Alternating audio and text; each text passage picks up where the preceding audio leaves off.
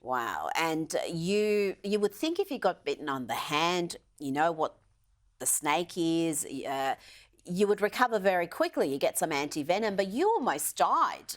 How does that happen? So most of the time, almost all the time when a snake bites you, the venom travels through your lymphatic system. Yeah. I was one of the very rare cases where the snake actually bit me on a vein on my finger, Oh, bad and the luck. venom traveled straight to my circulatory system. So it went to my brain and my organs very, very quickly. And your daughter was there, and she said she thought you were gone.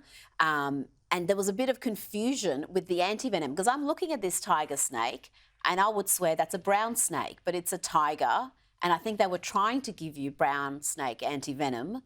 How does that work? If you are bitten by a snake, how important is it to know what snake you've been bitten by? It's actually not important to know what snake you've been bitten by, but in my case, I knew exactly what it was, being a snake catcher. My daughter also seeing the snake, and she's a snake catcher as well.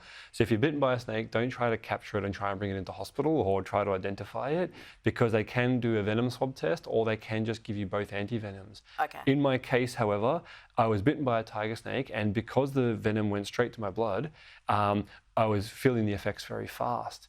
When I didn't respond to the first vial of antivenom for the tiger snake bite, they tried to give me brown snake antivenom, okay. and that's what happened. Okay, so you had to convince them, no, give Yes. me more tiger snake. Now, you've had this close call. You've come through it, thank God, good and well. So hopefully now we've got a more sensible profession. No? I'm still going to go straight back to snake catching the moment I can. Why? Why? Well, I believe snakes play a very important role in the environment, and someone's got to do it. If I don't go around catching snakes, then people will try to kill them. And when I was in hospital and I thought I was actually going to die from the snake bite, my final message, where I couldn't even open my eyes to the community, was to still keep away from snakes and leave them alone and get a professional snake catcher to come out. I was afraid that my, being bitten by a snake would cause people to try and go after them themselves. Now, your daughter documented your recovery, but she noted that you were copping a fair bit of hate online. Why? You're never criticised by those doing more than you in life. And True. I also have the saying, and Dave Chappelle said it best, when a hero stumbles, cowards rejoice. And the very few people who had something nasty to say, it's a reflection of themselves rather than me. But So are they angry with you because you're out there and interfering with wildlife, or is it because they think, what is the source of their hostility? I think they didn't show any kind of inclination to say they didn't like my job. Rather, they just not liked me. Okay. So no matter what you do in life, you're going to get haters. Well, yeah, that's not a bad, that is true. Now, if you were bitten by a snake, if you're out, I don't know, bushwalking and you're not close to a hospital or medical attention, and it is something like a tiger snake or a eastern brown, something deadly, what do you do?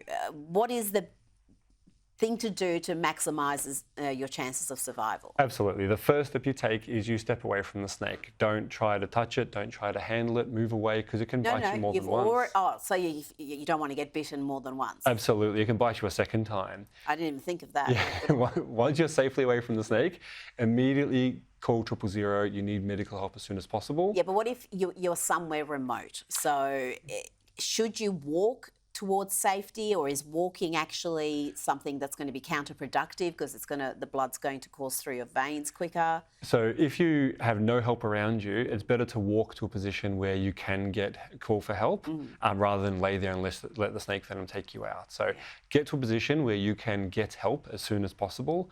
Once there, stay as still as you can and apply a pressure bandage and follow the instructions of 000. It's critical. Okay, so phone for help, but if you can't phone, then walk to somewhere where you can. If you're by yourself. If you're by yourself. But snakes, like you said, are typically scared of people. So how many are we losing on a typical year in Australia to deadly snakes? Actually, not many, for a very good reason. The message of leaving snakes alone is getting out there.